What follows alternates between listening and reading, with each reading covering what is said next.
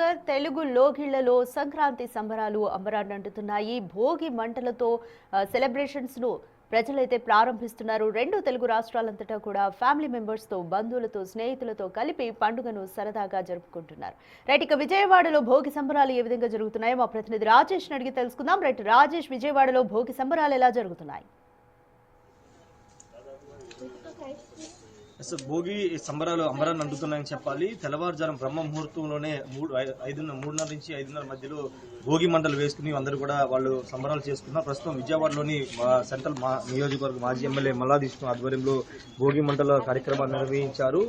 Medical కాలేజీలు ప్రైవేటీకరణ వ్యతిరేకిస్తూ తీసినటువంటి ప్రతులను భోగి మంటల్లో వేసి వాళ్ళ నిరసన కూడా తెలియజేసినటువంటి పరిస్థితి. రెండు తెలుగు రాష్ట్రాల్లో భోగి సంబరాలు అయితే అంబరాన్ని అందుతున్నాయని చెప్పాలి. సంక్రాంతికి 3 రోజులు భోగి పండగతో, భోగి మంటలతో సంక్రాంతి పండుగను ప్రారంభిస్తారు. మొదటి రోజు భోగి, రెండో సంక్రాంతి, కనుమ 3 రోజుల పండుగను రెండు తెలుగు రాష్ట్రాలు, ముఖ్యంగా ఏపీలో చాలా ప్రాంతాల్లో భోగి పంటలతో ప్రారంభం చేస్తారు. ప్రస్తుతం భోగి మంటలు అదేవిధంగా వీటన్నిటి కూడా ఏర్పాటు చేసిన పాలన ఏదైతే ఉందో అలాగే నిర్ణయాలు ఏవైతున్నాయో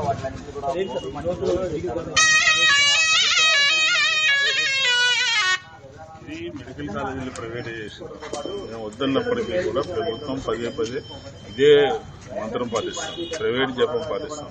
10 మెడికల్ కాలేజీ ఈరోజు కొన్ని మెడికల్ కాలేజీ 80%, 90% పూర్తయినప్పటికీ కూడా ప్రభుత్వం నిర్లక్ష్యంగా అనుకున్నటువంటి కార్యక్రమం ఎందుకంటే జగన్మోహన్ రెడ్డి గారు చేసినటువంటి కార్యక్రమాలని ప్రజలకు తెలియకూడదు అనే ఉద్దేశంతో ఈ మెడికల్ కాలేజీని ప్రైవేటైజేషన్ చేస్తారు. ఒక మెడికల్ కాలేజీలే కాదు, రాయలసీమలో లిఫ్ట్ విషయంలో అలాగే వ్యవహరించింది, మెడికల్ కాలేజ్ విషయంలో అలాగే వ్యవహరించింది, సచివాలయాల విషయంలో అలాగే వ్యవహరించింది. ఎన్నికల మేనిఫెస్టో పూర్తిగా అమలు జరపట్లేదు, బకాయిలు ఉండిపోయినాయి.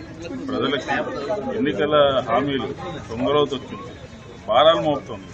కరెంటు ఛార్జీలు దాదాపుగా 20,000 కోట్ల రూపాయలు కరెంటు ఛార్జీలు, దీంతోపాటు రిజిస్ట్రేషన్ ఛార్జీలు, దీంతోపాటు ఈ కొత్త రోడ్డు వెహికల్ కొనుక్కుంటే 15% రోడ్డు చెస్ మీద ఆర్డినెన్స్ తీసుకురావడానికి ప్రయత్నం చేస్తుంది. కాబట్టి ఖచ్చితంగా ఈ ప్రభుత్వం ఒక్క క్షణం కూడా అధికారంలో ఉండడానికి లేదు. ఈ భోగి సందర్భంగా ఈ ప్రభుత్వం అప్రజాస్వామికంగా ఏకపక్షంగా ఇచ్చినటువంటి చేసినటువంటి పనులన్నింటినీ కూడా, ప్రజా వ్యతిరేక విధానాలన్నింటినీ కూడా ఈరోజు జీవో రూపంలో ఉన్న వాటిని కూడా మనం దీంట్లో వేయడం జరిగింది. ఖచ్చితంగా ప్రభుత్వం మారకపోతే ప్రజలు మార్చడానికి సిద్ధంగా ఉన్నారు అని సందర్భంగా చెప్తూ అందరికీ కూడా ఆంధ్రప్రదేశ్లో ఉన్నటువంటి ప్రజలందరికీ కూడా వైఎస్ఆర్ కాంగ్రెస్ పార్టీ సంక్రాంతి శుభాకాంక్షలు తెలియజేస్తారు. ఇది పూర్తిగా ప్రభుత్వ విధానాలను వ్యతిరేకిస్తూ ప్రతులన్నీ కూడా తగలబెట్టామని చెప్తున్నారు. భోగి మంటల కోలాహలం అయితే తెలుగు రాష్ట్రాల్లో అయితే కనబడుతుంది.